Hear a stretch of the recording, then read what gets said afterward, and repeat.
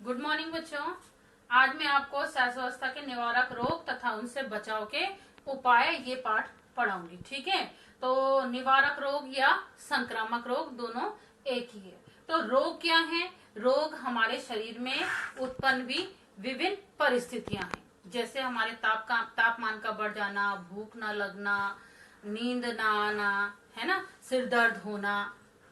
तो ये सारे लक्षण हैं जब हम कह सकते हैं कि हमें क्या है, कोई रोग हुआ है या हम बीमार हैं। ठीक है, तो ये क्या होती है, रोग होते हैं। अब संक्रामक रोग, संक्रामक रोग क्या है? विभिन्न प्रकार के होते हैं, जैसे पोषक तत्वों की कमी के कारण होने वाले रोग होते हैं, जैसे विटामिन ए की कमी से बेरी हो गया, प्रोटीन की कमी से क्वाशकर मरासमस हो गया। तो ये क्या है, पोषण की कमी से होने वाले रोग होते हैं। तो और कुछ आंतरिक क्रिया जैसे हमारी गड़बड़ी, जैसे पाचन संस्थान गड़बड़ा गया, है ना, तो जो आंतरिक क्रिया है उनकी क्या होती है, डिस्टर्ब होने से, है ना, तो उनकी क्या होती है, उनकी क्रियाएं अनियंत्रित होने पे या अनियमित होने पर जो रोग होते हैं, जैसे पाचन संबंधी रोग, हृदय संबंधी रोग, ये क्या है, हमारे विभिन्न प्रकार के रोग हैं। अब संक्रामक रोग किन्हें कहते हैं?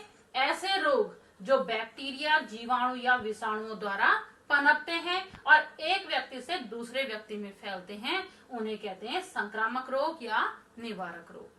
आया अंतर समझ में? कुछ रोग होते हैं पोषक तत्वों की कमी के कारण, कुछ हमारी आंतरिक जो क्रियाएं हैं उनकी अनियमित होने के कारण होते हैं, और कुछ रोग कैसे होते हैं जो बैक्टीरिया, जीवाणु या विषाणुओं के द्वारा होते हैं और एक व्यक्ति से दूसरे व्यक्ति में फैलते हैं, वो होते हैं संक्रामक रोग। ठीक है, तो संक्रामक रोग क्या है? जब एक स्वस्थ व्यक्ति जब किसी संक्रमित व्यक्ति के संपर्क में आता है तो वो भी क्या होता है, संक्रमित हो जाता है। अब इनके फैलने के जो माध्यम हैं वो है, सबसे पहला है वायु के द्वारा। तो वायु के द्वारा जैसे आजकल कहा जा रहा है कि मास्क लगाइए। मास्क क्यों लगाइए? ताकि जो वायु में जो इसके जो विषाणु हैं वो हम तक प्रवेश न कर सके। तो एक पहला हो गया वायु के द्वारा, जैसे टीबी आदि है, इसके जीवाणु भी वायु के माध्यम से ही फैलते हैं। दूसरा है भोजन एवं जल के द्वारा। भोजन एवं जल के द्वारा होते हैं जैसे डायरिया, पेचिस, टाइफाइड, है ना, तो ये कैसे हो गए, ये जल और भोजन के माध्यम से फैलते हैं। जैसे मक्खी के पैर में कुछ जीवाणु थे, वो आके हमारे भोजन में बैठी, हमारे भोजन को दूषित किया और भोजन के द्वारा हमें रोग हो गया। संपर्क द्वारा, जैसे आप आजकल देख रहे हैं ये कोरोना वायरस किसके द्वारा है, संपर्क के द्वारा। तो इसके द्वारा जैसे टीबी भी संपर्क में आने से होता है। ठीक है, इसके अलावा हमारे जैसे फ्लू है, जुकाम, बुखार, है ना, ये भी क्या है, संपर्क में आने से ये रोग होते हैं। फिर आता है कीटों एवं जीव जंतुओं के द्वारा। कीटों और जीव जंतु जैसे मच्छर के काटने से क्या हो गया, मलेरिया हो गया, है ना, डेंगू हो गया। इसके अलावा और कौन सा है, मलेरिया है, डेंगू है, चिकनगुनिया है, इसके काटने से हो गया। चूहे से प्लेग हो गया, बंदर और कुत्ते के काटने से रेबीज रोग हो गया। तो ये क्या है, जीव जंतुओं के द्वारा इनका संक्रमण होता है। तो ये 4 प्रकार के वाक हैं जिनके द्वारा रोगों का संक्रमण होता है। अब रोकथाम के उपाय हैं, जैसे आजकल आपको अच्छे से ये चीज समझ में आ जाएगी, क्योंकि आप सभी या हम सभी आजकल इन परिस्थितियों को देख रहे हैं और भुगत रहे हैं। तो सबसे पहले रोगी समुचित सूचना देना। अगर किसी रोग के जीवाणु का फैलने का आपको पता चलता है तो उसकी समुचित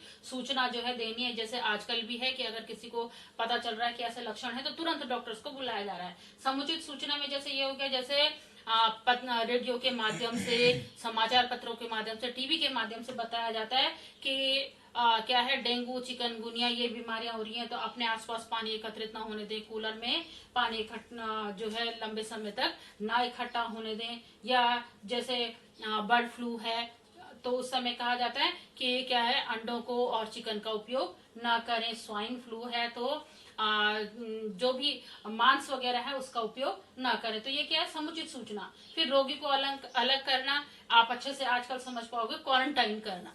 यानी अगर कोई व्यक्ति संक्रमित रोग से ग्रसित है तो उसको अलग कर दिया जाता है ताकि वो अन्य लोगों के संपर्क में आके उन्हें भी संक्रमित न कर सके। तो रोगी को अलग कर दिया जाता है। प्रतिरक्षा के उपाय, यानी उसको किस तरीके से अपनी रोग प्रतिरोधक क्षमता बढ़ानी है, इसके उपाय किए जाते हैं। जैसे आजकल डॉक्टर्स बता रहे हैं कि विटामिन सी युक्त, संतरे युक्त फल खाओ, गिलोय, तुलसी, काली मिर्च, इनका आप सेवन करो। तो ये सारे क्या है, प्रतिरक्षा जो बढ़ाए, हमारी रोगों से लड़ने की जो क्षमता बढ़ाए, उसके उपाय हमें करने हैं। संप्राप्ति काल में सावधानी, यानी यही जो आजकल कहा जा रहा है कि 14 दिन का क्वारंटाइन। 14 दिन क्यों? क्योंकि संप्राप्ति काल इसका क्या है, कोरोना का 14 दिन है। ऐसी अलग अलग बीमारियों का अलग अलग क्या होता है, संप्राप्ति काल होता है। तो उस समय पे क्या करनी है, सावधानियां बरतनी है कि किसी और दूसरे के संपर्क में आकर हम उसे संक्रमित ना करें और खुद भी सुरक्षित रहें। फिर है रोगाणुनाशन, जैसे आजकल कहा जा रहा है बार बार हाथ धो, और इसके अलावा क्या है, सैनिटाइजर का उपयोग करो, हम लाइजॉल का उपयोग करो, अपने टेबल साफ करो, घर को लाइजॉल से साफ करो।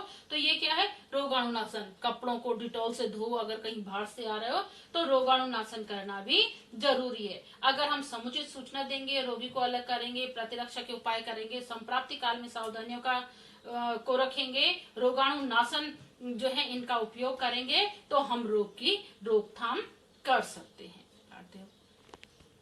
रोग प्रतिरक्षा। रोग प्रतिरक्षा यानी रोगों से लड़ने की क्षमता। तो हर व्यक्ति की अपनी अपनी रोगों से लड़ने की क्षमता होती है। आप देखोगे कई बार क्या होता है, किसी व्यक्ति को जुकाम होता है, उसके साथ में बैठे हुए एक व्यक्ति को तो तुरंत हो जाता है और एक को होता ही नहीं है। इसका मतलब क्या है कि दोनों की अपनी अपनी प्रतिरोधक क्षमता अलग अलग थी। ठीक है, तो रोग प्रतिरोधक क्षमता यानी रोगों से लड़ने की जो क्षमता होती है उसे रोग प्रतिरोधक क्षमता कहते हैं। ये दो प्रकार की होती है, एक होती है प्राकृतिक। तो प्राकृतिक रोग क्षमता जो होती है वो मिलती है हमें हमारे आहार से। हमारा जैसा आहार होगा ऐसे हमारी रोग प्रतिरोधक क्षमता होगी। संतुलित आहार जो व्यक्ति प्रतिदिन लेता होगा उसके अंदर रोग प्रतिरोधक क्षमता ज्यादा होगी। प्राकृतिक रोग प्रतिरोधक क्षमता जो होती है वो स्तनपान के द्वारा भी होती है।